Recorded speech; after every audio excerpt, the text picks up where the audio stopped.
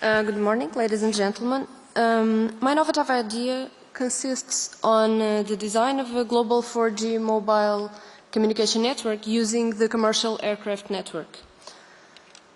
So this picture this shows the increasing evolution of wireless communications, having 3G as the starting point towards LTE Advanced, which is the 4th generation. The arrow symbolizes the increasing demand for higher data rates and mobility. At the same time, lower delays, represented in the table by latency, are required so that user experience can be as real-time as possible. The most usual way to communicate nowadays is via terrestrial networks. As can be seen in the left side picture, coverage is divided into zones, each one having its own base station, and all of them are connected by cable, fiber, or radio waves. This represents substantial CAPEX and OPEX values. Other way of communicate, as depicted in the right picture, is via satellite networks, where you can see some low Earth orbit satellites, which are the ones that are closer to the Earth. Still, they are 800 kilometers away, requiring high energy consumption, not to mention that the terminals used in this type of communication are different from the ones used in terrestrial communications.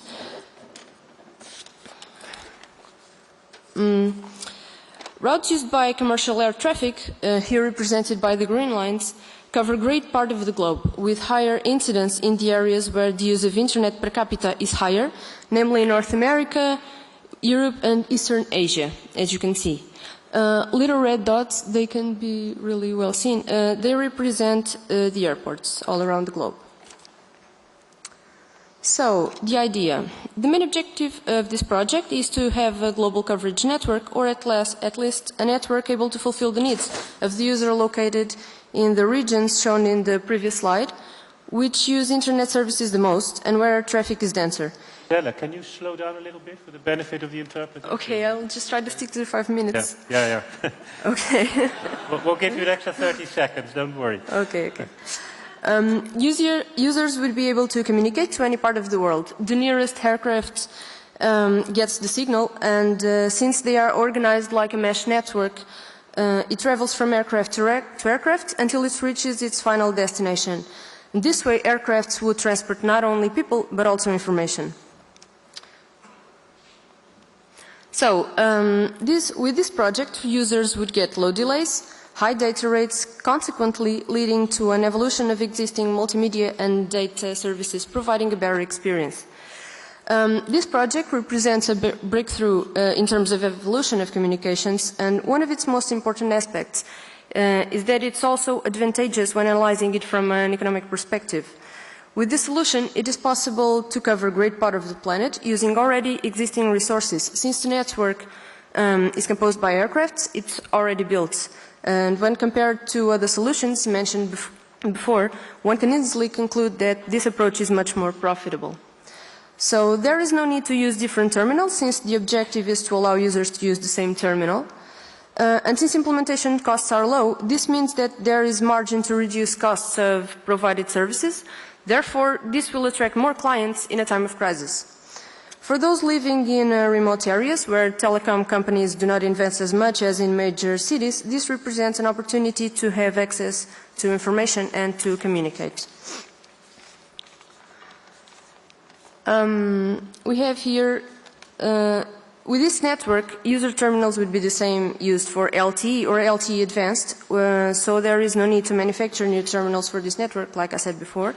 This technology, the technology to be implemented is the same used in the future terrestrial networks, and so are the terminals. Moreover, the low CO2 emissions required contribute to a greener planet with lower power consumption. Once the technology is fully developed and trials are successfully done, I believe it's of paramount interest to society to implement this network. So there are regulatory entities responsible for the allocation of different frequency bands for different purposes. And it's their responsibility to assure that there won't be interfering bands. So this is why LTE frequency bands have a great margin to operate without interfering with the frequencies used in aeronautical radio communications systems. There's a slight overlap in the 1.5, 1.6 gigahertz, but there is much more spectrum that can be used to communicate. This would represent another means of communication other than the sometimes congested and consequently unavailable terrestrial networks. And also it would be interesting to consider the hypothesis of providing multimedia and data services to the passengers on board. So in terms of roadmap and implementation, it's expected that study, research and development will take 3 years. The next step would be starting to produce prototypes for, let's say, 1 year. And then the final phase is to proceed to field trials in this 5-year roadmap. Of course, that none of this can be done by itself. So all of this depends on the availability of partners to develop this project, such as university, R&D labs, and the industry as well. The most important factor, without which none of this is achievable in practice, is the financial support. So that we can have a team exclusively dedicated to the development of this project. And that's all. I hope you enjoyed my presentation. Here is my contact. If you are interested in this project, just feel free to send me an email. Thank you. Okay.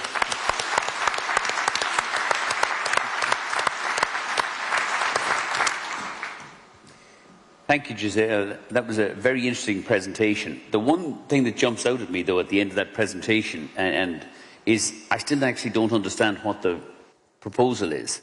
Is it are you now going to use aircraft to be, is it transponders or the communication devices, or are you proposing to actually provide services to airline passengers while they're in aircraft using satellite technology? That's not the main question here. The main question is to provide the service to people on the ground. Imagine instead of using a terrestrial network or a satellite network to communicate, you use an airplane with the antenna inside of it. So are you're going to fit, if you like, telecommunications technology on board aircraft, so that as aircraft are in the ground, instead of me on my mobile, I'm actually communicating through the aircraft flying overhead, as opposed to using the satellite or the terrestrial communications? This can be used this can be used with the terrestrial networks as well. Yeah. Speaking as someone who owns 300 aircraft, I think this is the most brilliant presentation and the most brilliant idea that I've ever yet seen. Clearly, obviously, providing water to the third world, or photographing the artworks of the world's museums, and inventing cultures are clearly very important. But as a selfish, rich airline owner, I'm all in favour of providing telecommunication services on our aircraft. I've got 300 of them, and I will certainly be signing up for this project.